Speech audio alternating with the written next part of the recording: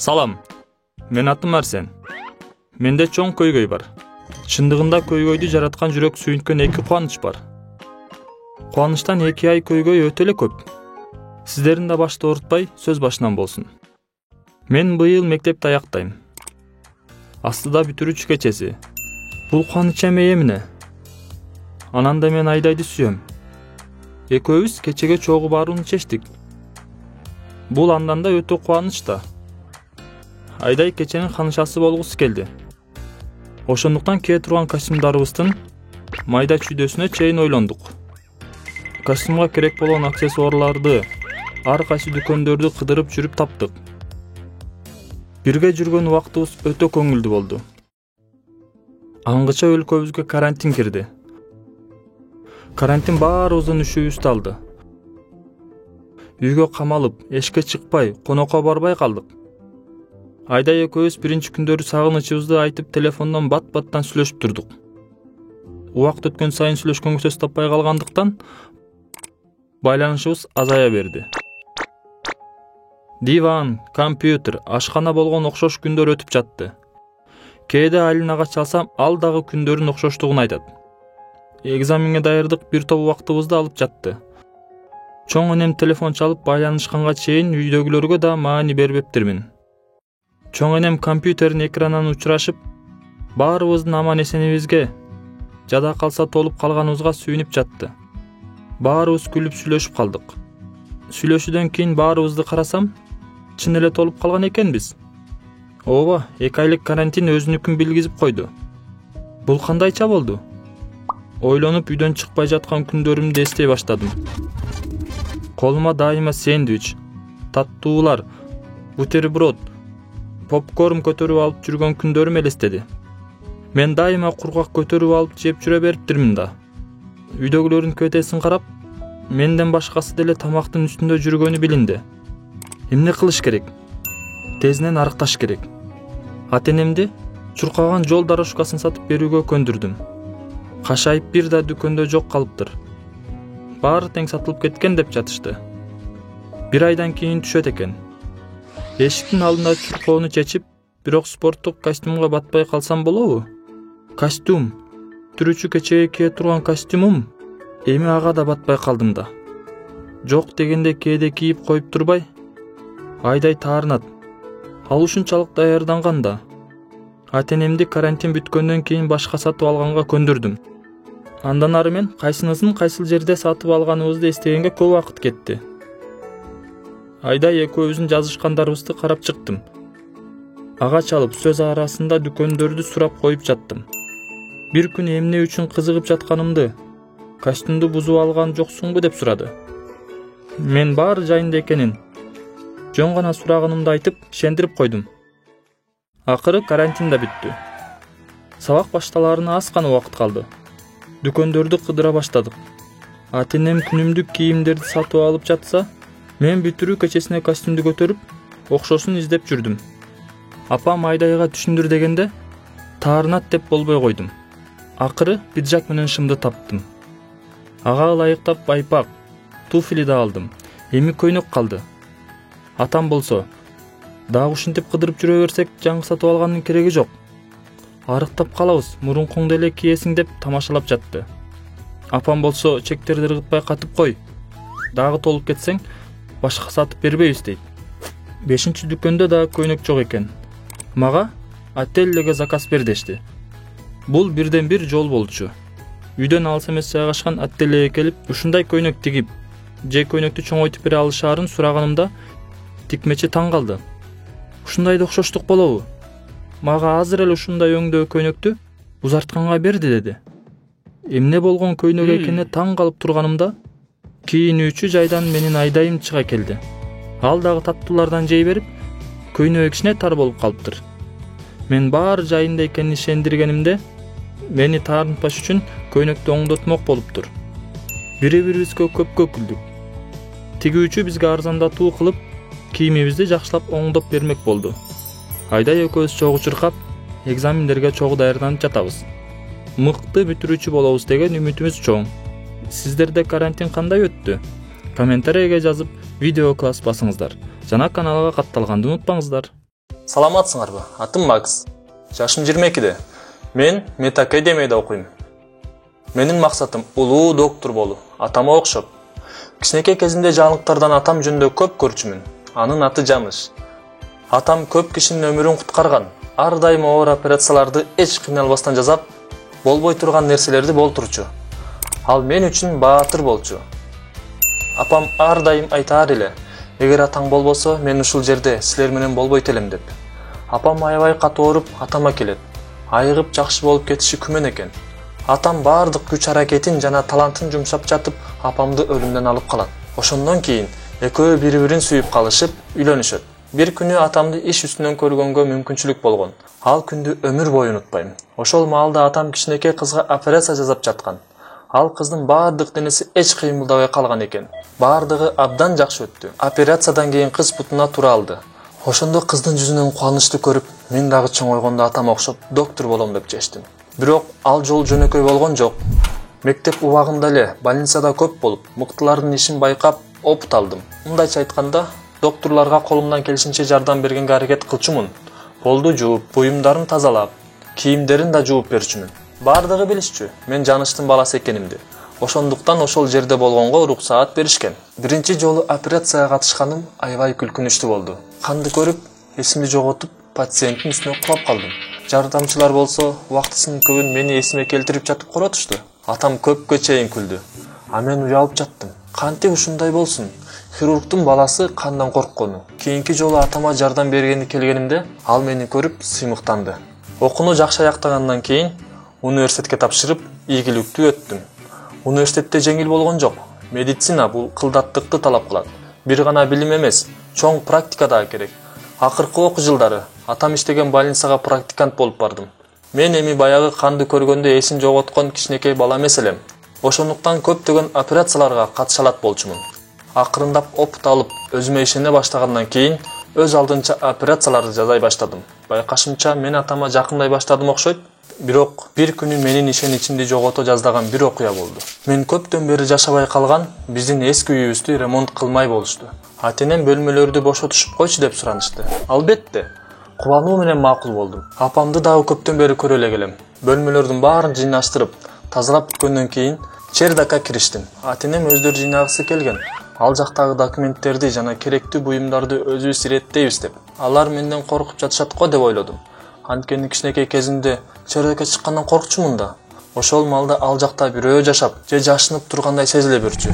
Балким ал кандайдыр бир желмогуздур. Ошол жака чыгайын десем эле, ата-энем пайда боло калып, чыгарбай алып кетип калышчу. Бирок ал кичинекей кезимде болчу да. А эми болсо аларга айтпай эле жинайын деп чечтим. Чердакты чаң басып кетиптир. Жана дагы ал жакта эски кызыктуу буюмдар көп экен. Эмнеге мени мурун эле чыгарышкан жок? Мен булар менен ойноп, кызыктуу бир нерселер жасамакмын да. Ушундай сонун чердакты кичинемде колдонбоп турмун. Ошол маалда ата-энемдин үнүн угуп калдым. Алар чердакка чыгып, мен жөнүндө сүйлөшүп жатышты. Бир буюмду таап албасын деп. Байкашымча, апам кичинекей, өңү күрөң, оюлары бар бир коробканы айтып жатса керек. Атам улам шаштырып, нерв болуп жатты. Байгы коробка менин жанымда туруптур. Үстү бир материал менен жабылып. Алар коробканы таппай кайгырып жатышты. Атам чердакты ачкыч менен бекитип салалык. Эч ким кирбей калат деп бекитип салышты. А мен жалгыз чердакта калдым. Биринчи жолу коркуу сезимдери келди. Чаң баскан эски коробканы алып, эмне бар экенин көрөйүн деп ачтым. Ичинде менин сүрөтүм менен болгон документ бар экен. Баарын кылдаттык менен карап жаттым. Бир документти көрүп шок болуп калдым. Бул мени багып алды деген справка экен. Мен көргөн көзүмө ишене албай турдум. Көрсө 3 айлыгымда менден баш тартып, больницага таштап кетиптир да. Атам экөөс иштеген больницага. Ошол маалда жаш Жаныш мени таштап сала албай, апам экөө багып алышыптыр. Көкүрөктө бир башкача сезимдер пайда болду. Шок, кайгы, таарыныч, ыза. Эмнеге мага муну мурун айтышкан эмес? Эмнеге жашырышты менден? Ошон үчүн ата-энем чердакка чыгышымды каалашкан эмес тура. Мен алардан алыстап жатканымды сезип жаттым.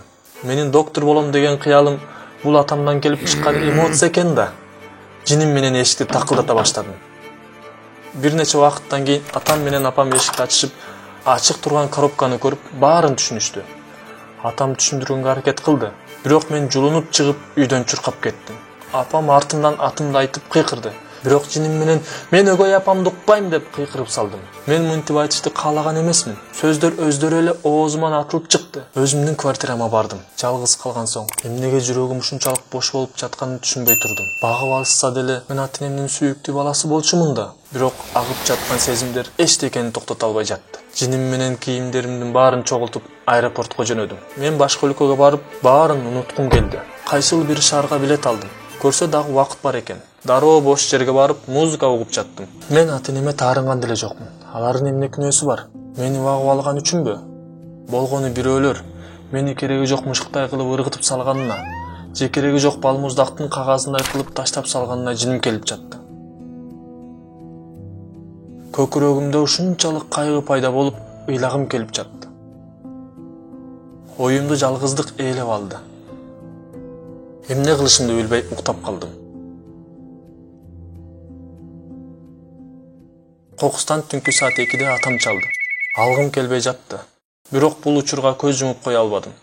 Катуу сүйлөдүм. Менден эмне каалап жатасың, жаныш? Анан ал акырын: балам, кайгынын айынан апаңдын жүрөгү кармады. Тезирээк операция кылыш керек экен. Азыр сенден башка бош жардамчы доктор жок болуп жатат. Ошол маалда бир гана сөз айта алдым. Баратам. Өзүм жиним келип жатты. Менин айымдан жалгыз апам өлүм алдында турат. Тезинен больницага бардым. Учуп барып керектүү нерселерди кийдим. Атам дап-даяр болуп туруптур. Кийинки 3 саат мен үчүн чексиз болгондой сезилди. Өмүрүмдөгү эң оор операция болду мен үчүн. Иш жагынан да, сезим жагынан да. Атам 2 эсе серьезный болуп турду. Ал бир дагы жолу мени карап койгон жок.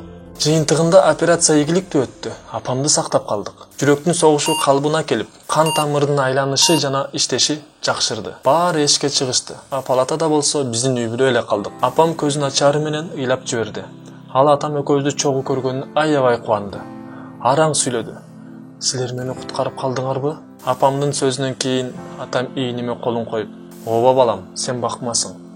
Бирок ошон үчүн эле биз сенин ата-энең эмес болуп калбайбыз. Сен биздин кыялыбыздагы чыныгы балабызсың. Сен мыкты доктор болосуң буюрса. Көз жашымды токтото албай апамдын алдына куладым. Ошол күндөн тартып атам экөөбүз апамдын жанынан алыс чыкпай калдык. А мен болсо эч качан сүйүктүү ата-энемден кетпейм деп сөз бердим. Ата-энем болсо сен аябай эле сезимталсың деп күлүштү. Достор, силердин араңарда бакма балдар же кыздар барбы? Силерди чоңойткон ата-энеңерди жакшы көрөсүңөрбү? Өз оюңарды комментарийге калтыргыла. Эгерде силерге видео жаккан болсо, лайк баскыла жана досторуңар менен бөлүшкүлө. Салам, менин атым Азат. Мен жөнөкөй эле баламын. Орто мектепте окуймун. Балдардын окууга көңүлдөрү жок. Кыздарга тийишмей, мектепке кайдагы нерселерди алып келмей. Мисалы, тирүү кескелдерик же эски гранатаны. Мектепте анда-санда ар кандай уруш тартыштар болуп турат. Негизи мектепти чоң класстардын балдары карашат. Алар ар кандай салттарды да ойлоп табышкан. Кимди тажатыш керек же кимди өздөрүнө жакындатыш керек дегендей.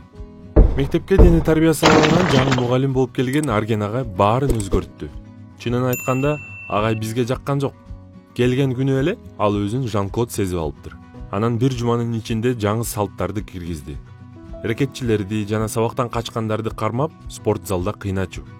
Арген агайдын максаты жыл сайын өтө турчу президенттин мектептер аралык олимпиадасын утуп биринчиликке чыгуу эле. Бизге ушул эле жетишпей турду эле. Бойго жеткен балдардын оюнун баары эле кыздарда жана ар кайсы болбогон нерселерде эле. Ошондуктан эч ким тердеп, машык кылары келчү эмес эле. Мугалимдердин баары аны колдошту. Жада калса, 7-класстын класс жетекчиси Жазгүлеже жактырып калды окшойт. Алар ар дайым мектеп ашканасында чогуу кофе ичип отурушчу. Чынын айтканда мектепте кызыксыз болуп калды. Балдардын көбү спортко кирип кетишти. Кокустан эле чоң чыр-чатак башталды. Баарыбызды иликтөөчү Руслан байке чакырып, милиция менен эмне болгонун чечишип жаттык. Өтө жаман иш болду.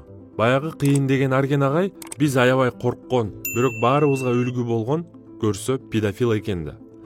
Ал жашыруун камераларды кыздардын чечинүүчү жайына орнотуп коюп, кыздарды аңдып жүрчү экен да. Камера, чечинүүчү жай, милиция, жада калса журналисттер. Тактап айтканда баары кинодогудай болду. Мектептин ичи дүң эле болду. Милиция агайды абакка камады. Байкуш Жазгүлежи аябай жаман болуп, бир нече күнгө жоголуп кетти. Бирок бир күнү иликтөөчү Руслан байке жана милиция кызматкери менен мектепке келди. Арген агайдын жазасын жеңилдетүү тууралуу сүйлөшүп жатышты. Анткени ал каршылык көргөзбөй баарын мойнуна алыптыр. Агайга кичине болсо да боорубуз ооруп жатты. Ушундай таза адамдардын дагы башында таракандары бар болот экен да. Акырындап мектеп мурунку абалына келе баштады. Биз бул чыр-чатак жөнүндө унутуп калганбыз. Аңгыча жаңысы пайда болду. Көрсө, Жазгөлеже балдардын кабинетине жашыруун камера койгонго уруксат алып, аны коюптур. Баягы кыздардын видеосу балдарда экенин билип калышыптыр. Эми ал жөнүндө баарыбыз билчүбүз. Чоңдор бизге акчага көрсөтүшкөн да. Аны агайды кармап кеткенде кабинетинен алып чыктык деп. Бирок аларды кармаганда флешка жандарында болчу. Ошондуктан Бекзат менен Чика экенин билинип калды. Милицияга оңой эле болду аларды мойнуна алдырыш. Жашыруун камераны кыздардын чечинүүчү жайына жана душка койгондорун, аны атайы Арген агайды каматыш үчүн кылгандарын жана ал жакта тартып алган видеону акчага сатып жаткандарын. Ооба, бул биздин мектеп. Дайыма кызыктуу окуялар болуп турат. Арген агайды бошотуп, андан кечирим сурашты. Ал Жазгөлежейдин жардамы менен өзүнүн жакшы деген атын сактап калды. Бекзат менен Чиканы башка мектепке которуп кетишти. Акыркы техникалар аябай өнүгүп жатат. Сен кайда жүрсөң дагы аңдып жүргөн. Бул видео кимге жакса, лайк басабыз жана каналга жазылабыз. Анан комментарийге ой пикириңерди калтыргыла. Каналга жазылгыла жана досторуңар менен бөлүшкүлө. Жаңы бөлүмдөрдү өткөрүп жибербеш үчүн коңгуроону басып койгула.